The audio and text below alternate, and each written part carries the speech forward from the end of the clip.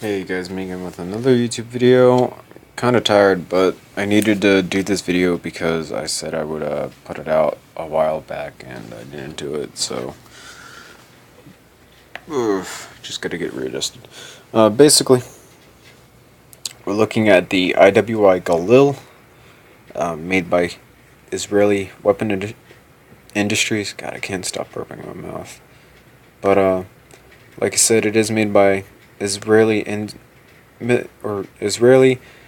weapons industry or IMI, Israeli military industries. It doesn't really matter. They're kind of both the same thing, but kind of different in the same manner.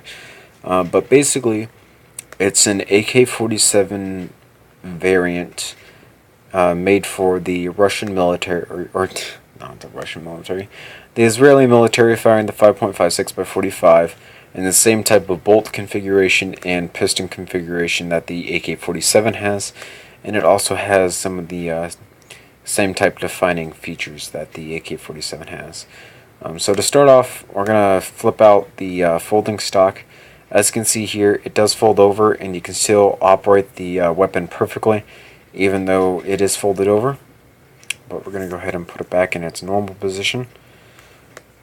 And then take and push this pin in, and that will lock the stud in place and prevent it from moving any farther. And now you can see pretty much all of the gun. Let me go ahead and bring this up so I can press this button. And now you can see all of the IWI Galil. Looks pretty great.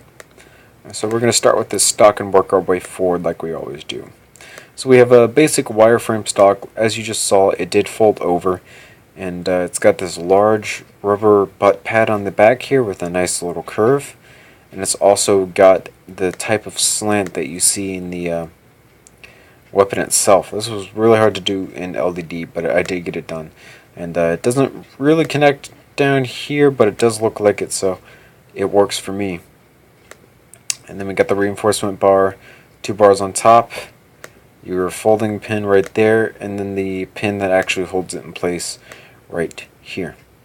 So if you pull this pin out just a little bit, the stock will fold over and then lock into the upper receiver basically. But we're going to leave it in its position where it is at.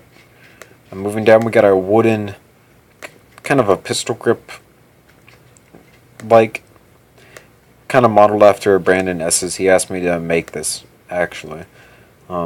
Moving on, we have ourselves the working trigger with the rubber band in it, or well, with enough room for a rubber band to be left in it, so that you can pull it back and then it resets itself every time.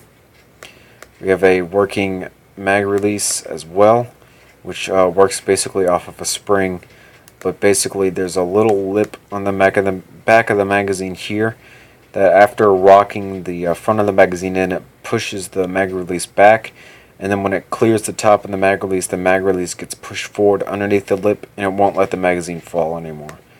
Speaking of magazine, though, we have a standard 30 round magazine in here. It's kind of a curved banana type magazine, almost like the AK-47s. Kind of hard to do with Legos or LDD as well, so if you guys wouldn't mind hitting that like button, that'd be appreciated. Moving into the lower receiver, you got kind of the slope coming up off of the mag well and into the upper receiver there. Moving on into the upper receiver, as you can see, we have the AK-47 styled safety lever and firing lever, and there isn't a pistol grip type safety over on this side. I've seen a few Galil models that do have a fire selector on this side that actually actuates this as well. But the issue is original Galils did not have that, I believe. So I went ahead and I did a decently original Galil and just left that off. But this one does move up and down. It's in its safety position now, and you move it down the fire, and then your bolt will move back, and to demonstrate the fact that your bolt moves back.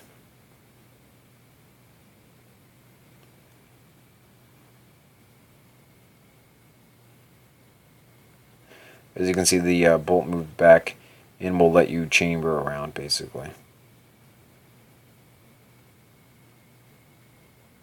Just like that. Speaking of the bolt, though, we do have a kind kind of a curved charging handle coming out the side, and I know it's supposed to be up just a little bit.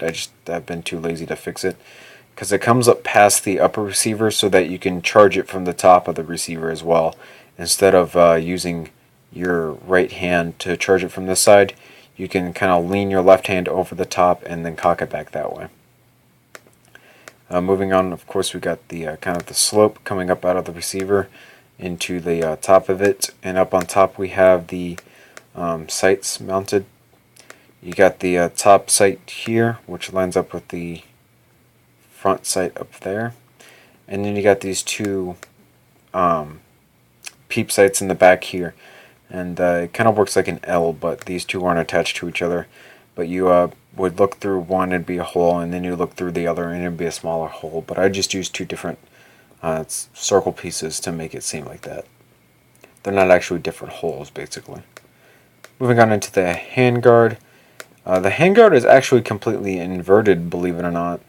As you can see up here on top, you're looking at the bottom of studs.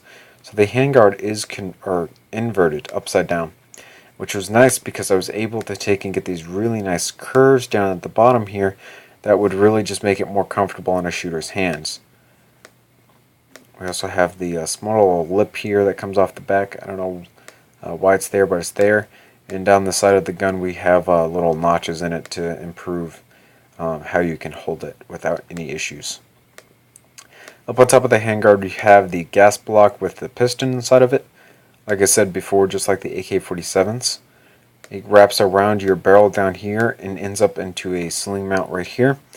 And then your barrel itself is just a normal barrel. It doesn't even have a muzzle brake on it because I can't fit tires over the cylinder pieces here, which is what I would have done to make the muzzle brake. But unfortunately I couldn't do that, so thanks a lot, LDD.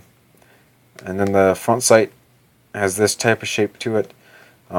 Brandon S. actually inspired me to do it with one of the sights that he had in his M4 PDW video, so I went ahead and did it here. Just a note, some Galil versions had a folding bipod up underneath this area here, up underneath the gas block basically, and it folded up into the handguard, but I did leave that out of this version, and I just kind of didn't feel like making it, so. Anyhow, that's pretty much it for this video. I'll see you guys later. Thank you for watching. If you guys want to see more of this gun and high quality images, check out my website at bluejthemeister.weebly.com. I'll see you guys later. Thanks for watching.